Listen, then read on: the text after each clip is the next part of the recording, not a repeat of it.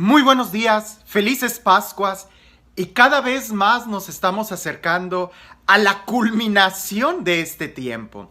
No al final de la Pascua, porque la Pascua no es algo que termina, es algo que más bien cada vez va a crecer y se instaura más y más en nuestras vidas.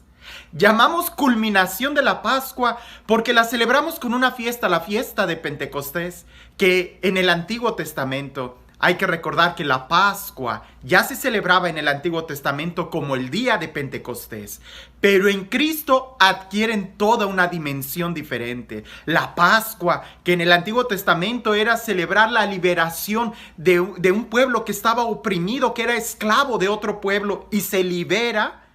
Bueno, hoy la liberación, la Pascua que Cristo nos trae, es la liberación del pecado, el romper nuestras ataduras interiores y poder ser libres para amar y disfrutar la vida que Dios nos da.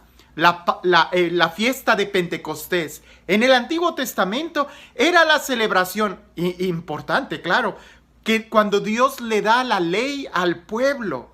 Y con esas tablas de piedra, con la ley escrita, los 10 mandamientos, el pueblo adquiere una identidad. A partir de ahí, ya no es un grupo de gente revoltosa, libre, que andaba caminando en el desierto sin rumbo ni sentido. No, ahora es un pueblo que tiene una identidad muy clara a través de la ley, a través de los mandamientos que Dios le dio a Moisés el día de Pentecostés. Bien. Ahora en Cristo, el día de Pentecostés, también celebramos una ley, pero una ley interior. Celebramos el Espíritu Santo que viene a nosotros y vamos a estar profundizando junto con la liturgia todo lo que esto va significando. Hoy en el Evangelio Jesús dice una frase que es importante que la recordemos, que la vivamos, que la saboreemos, que la profundicemos, que la meditemos y que podamos tener esa experiencia. Jesús dice, cuando venga el Consolador. Está hablando de una persona.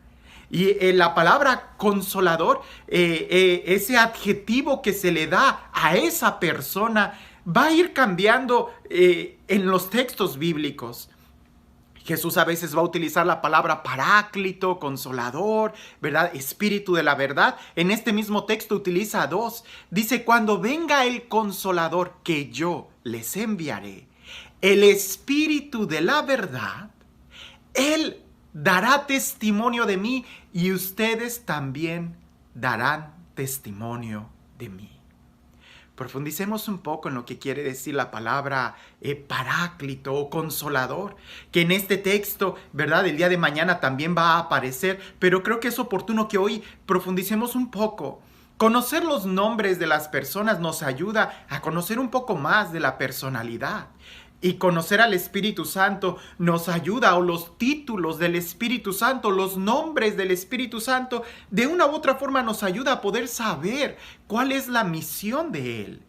El Paráclito, ¿verdad? Es una palabra que, claro, el día de hoy ya no se usa. Ni siquiera los que hablan griego ya es una palabra que está en desuso. Pero la palabra Paráclito, ¿verdad? Tiene muchos significados y yo recuerdo que cuando estaba estudiando Biblia, ¿verdad?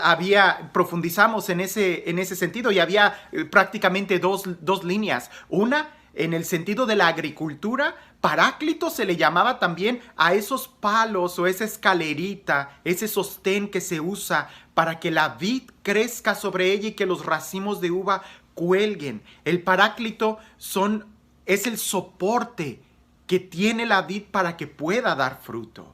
Ese es en el vocabulario, pudiéramos decir, de la agricultura. Pero en el vocabulario social o político, paráclito era una persona que desempeñaba muchos oficios. Era como una especie de sabelotodo, como un mayordomo, que solamente las familias pudientes o con mucho dinero podían tener. Era alguien que sabía de leyes, era alguien que sabía de medicina, era alguien que sabía de cuestiones políticas, de muchas cosas. Y que estas familias lo podían tener cerca y cuando ellos necesitaban algo lo llamaban. De ahí podemos separar y quebrar la palabra paráclito, que es una palabra griega, y poder entender que paracletos significa invocado, ¿verdad? Paracletos es el participio pasado de invocado, alguien que es invocado.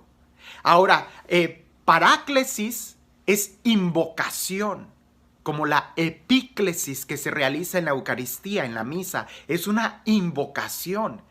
Ahora, si rompemos esta palabra en dos, para significa cerca. Estamos en griego. La preposición para es alguien que está cerca. Y la preposición o la terminación kailen es alguien que se llama. Entonces, es alguien que está cerca y es alguien que podemos llamar. Es alguien que invocamos. Es alguien que de una u otra manera, con este sentido sociopolítico, es alguien que viene a nuestra ayuda. Cuando necesitamos a alguien que sepa de leyes, alguien que sepa de justicia, alguien que sepa de cualquier oficio, es alguien que podemos invocar. Es el Paráclito. Pero también es alguien que nos va a soportar o que va a cargar nuestro peso, que nos va a ayudar a dar frutos, como el lenguaje de la agricultura. Alguien con quien nosotros podemos apoyarnos para que nuestros frutos se conserven.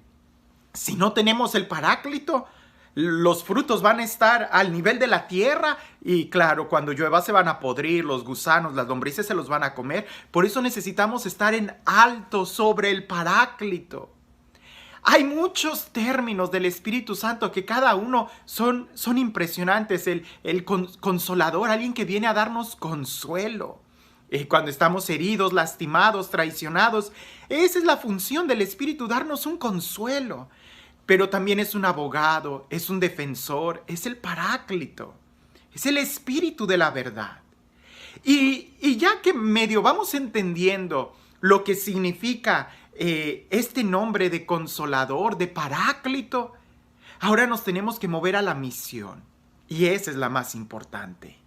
Pudiéramos llamar al Espíritu de mil formas, pero entender la misión y quién es Él es lo más importante.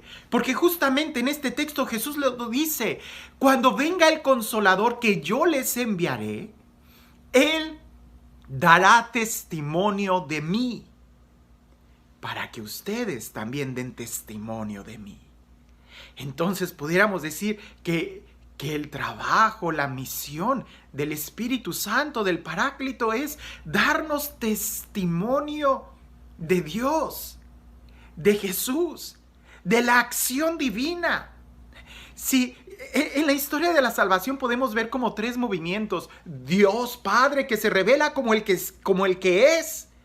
Jesús, el Emmanuel, el Yeshua, Dios que nos salva, Emmanuel, Dios con nosotros. Pero el Espíritu Santo, y como algunos lo llaman, el Lanuel, es Dios en nosotros. Así como Jesús revelaba al Padre y así como Jesús daba testimonio del rostro misericordioso del Padre, el Espíritu Santo da testimonio de quién es Jesús y quién es el Padre, de la obra salvadora en nosotros. De otra manera, el Padre es el Creador. Jesús es quien viene a salvarnos. Pero el Espíritu Santo es quien viene a santificarnos, a transformarnos, a hacer posible que toda la obra de Dios se cumpla en nosotros. Ahora, Jesús, Dios con nosotros, el Emmanuel, Él daba testimonio entre nosotros del Padre. Pero el Espíritu Santo que viene en nosotros da testimonio en nuestro corazón de quién es Jesús y cuál es la obra del Padre. Ahora, dar testimonio, solamente el que vive el acontecimiento es quien puede dar testimonio. Y cuidado con esto y pongamos mucha atención. Solo el que vive da testimonio. El que no vive y es muy inteligente podrá hacer un buen reportaje y anunciar como noticia, dar un reportaje de los acontecimientos. Pero solamente el que vivió el acontecimiento es quien da testimonio.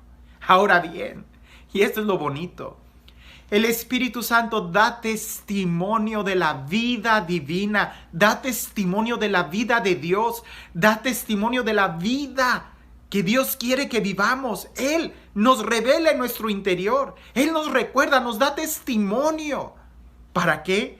Para que nosotros viviendo en Él nos convirtamos en testigos de que sí es posible vivir en santidad, de que sí es posible vivir en felicidad, de que sí es posible vivir de manera plena, que nuestra vida sí tiene sentido, de que sí es posible vivir sin odios y rencores, de que sí es posible instaurar el reino de Dios entre nosotros, que sí es posible que nosotros nos veamos como hermanos. Es el Espíritu de la verdad, el Consolador, el Paráclito, el que da testimonio en nosotros, en nuestro interior. Pero para que tú puedas ser testigo, tú tienes que vivir el acontecimiento. Y este acontecimiento no sucede afuera de ti, sucede en nuestro interior. De ahí que debemos de estar atentos y poder recibir y poder experimentar y poder profundizar en el testimonio que el Espíritu Santo, el Espíritu de la verdad, quiere hacer en nosotros, en cada uno de nosotros. Porque Él está en nosotros. La pregunta es, ¿nosotros somos capaces de dejarnos amar por Él? De dejarnos transformar por Él, de dejarnos santificar por Él. Esto es muy bonito. Antes de que Jesús nos pida dar testimonio, Él pide que experimentemos el mismo testimonio que el Espíritu Santo hace en nuestros corazones. Que el Espíritu de la verdad testifique en nosotros sobre quién es Jesús, sobre su obra, sobre la dimensión de nuestra vida, para que entonces de una manera tan natural también nosotros podamos dar testimonio de que sí se puede vivir feliz, de que sí se puede vivir en el amor.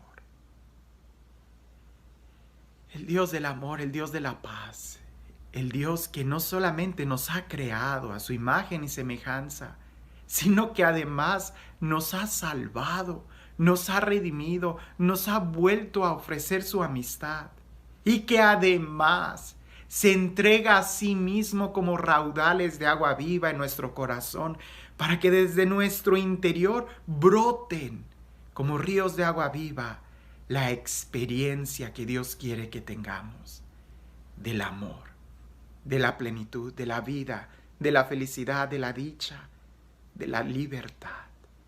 Que sea este Dios, el que tanto te ha amado, que te ha creado, que te ha salvado y que te santifica, quien el día de hoy te bendiga, en el nombre del Padre, del Hijo y del Espíritu Santo. Aunque el Espíritu Santo, el Paráclito, el Consolador, el Abogado, aunque el Espíritu Santo sea Dios y tenga todo el poder que puede existir, jamás te va a obligar, porque te ama. Y el verdadero amor exige la presencia de la libertad.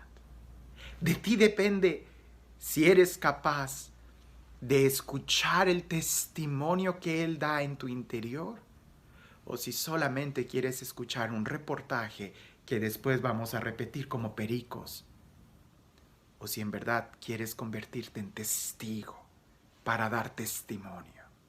Si quieres dar testimonio, recibe primero el testimonio que el mismo Dios quiere dar de Él y de quién eres tú.